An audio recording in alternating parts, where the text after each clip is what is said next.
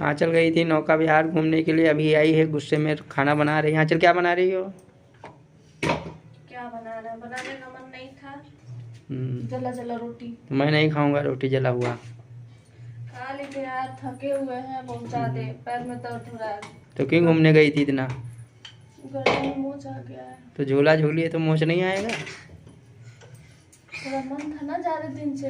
ज्यादा दिन से मन था घूमने के लिए। आप तो कहीं लेके जाते नहीं है। अभी परसों घुमा लेके आया हूँ, आज फिर नहीं गई। कोई घूमने गए थे, मार्केट गए थे। अभी घूम के दिल नहीं भरा हुआ है। ले जाओ। ये देखो ले जाते हैं घुमाने। हर हफ्ते में लेके जाता हूँ घुमाने के लिए। छुट्टी। ये देखो गुस्से में कैसी रोटी बना रही जला जला के, ये देखो। खा लीजिए, बहुत थक गए हैं। ये देखो ये रोटी जला जला के बना रही है। खा लीजिएगा, थक गए।